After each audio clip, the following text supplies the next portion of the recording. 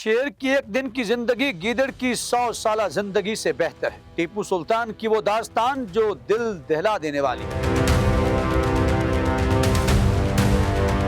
دوستو، دنیا میں دو طرح کے انسان ہوتے ہیں، ایک وہ جو صرف جینے کے لیے جیتے ہیں اور دوسرے وہ جو عزت و غیرت کے ساتھ جیتے اور اپنے اصولوں کے لیے جان قربان کر دیتے ہیں۔ آج ہم ایک ایسے ہی مرد مجاہد کی داستان سنانے جا رہے ہیں جس کا نام سن کر دشمنوں کے دل لرز اٹھتے ہیں۔ ٹیپو سلطان۔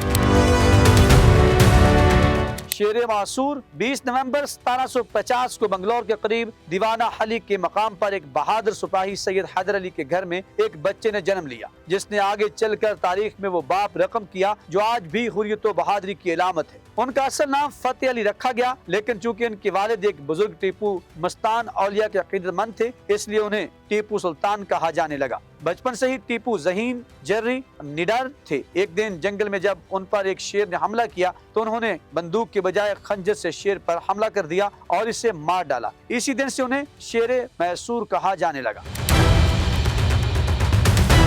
جب 1782 میں ان کے والد حیدر علی کا انتقال ہوا تو ٹیپو سلطان نے تخت میسور سنبھالا اور اپنی سلطنت کا نام سلطنت خداداد میسور بھی رکھا۔ وہ نہ صرف ایک بہادر سپاہی بلکہ ایک عظیم، منتظم، سائنس ٹیکنالوجی کے دل دادا اور رعایا کے خیرخواہ حکمران تھے۔ ان کے لشکر میں 90,000 سپاہی، جدید توپ خانہ اور مختلف ممالک کے ماہرین بھی شامل تھے۔ ٹیپو سلطان نے اپنے دور میں زرعی اصلاحات کی، تجارت کو فروغ دیا، صنعتوں کی بنیاد رکھی اور اپنے ملک میں پہلا پرنٹنگ پریس بھی لگایا۔ انہوں نے تعلیم عام کی، علم و فنون کو فروغ دیا اور لال باغ جیسے حسین باغات تعمیر کروائے۔ ٹیپو سلطان نے اپنی کرنسی جاری کی اور ملک میں ہفتہ وار اخبار بھی نکالا۔ وہ پہلے حکمران تھے جنہوں نے جنگ میں راکٹ ٹیکنالوجی استعمال کی۔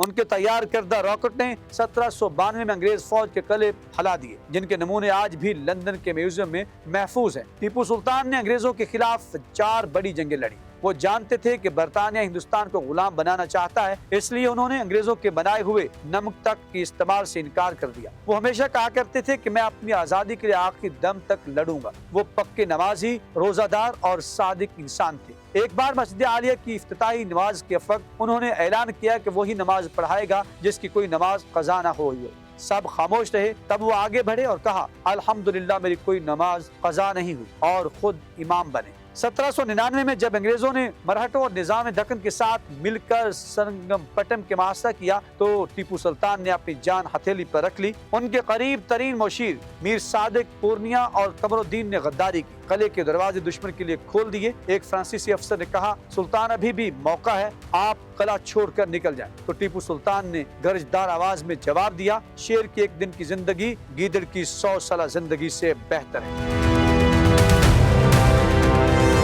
وہ میدان جنگ میں لڑتے لڑتے جام شہادت نوش کر گئے۔ ان کی شہادت کے بعد انگریزوں نے ان کا محل لوٹ لیا، تلواریں، زیورات، حتیٰ کے کپڑے تک نیلام کر دیے، مگر وہ یہ نہ سمجھ سکے کہ ٹیپو سلطان مر کر بھی امر ہو گئے ہیں۔ ان کی جدوجہد نے ہمیں یہ سکھایا ہے کہ غلامی کی زنجیروں میں جینا ذلت ہے اور آزادی کی خاطر مر جانا عزت ہے۔ ان کا خون آج بھی اس سرزمین کی مٹی میں گواہی دیتا ہے کہ شیر کبھی غلام نہیں بنتا۔ ٹیپو سلطان کے نام کے ساتھ آج بھی بہادری، غیرت اور وفا کے چراغ جلتے ہیں۔ وہ مرے نہیں، وہ آج بھی زندہ ہیں اور رہیں گے جب تک دنیا میں آزادی کی خواہش رکھنے والے دل دھڑکتے رہیں گے۔ کمنٹ سیکشن میں جا کے اپنے خیالات کا اظہار ضرور کیجیے گا، ہمیں رہے گا آپ کے فیڈ بیک کا انتظار۔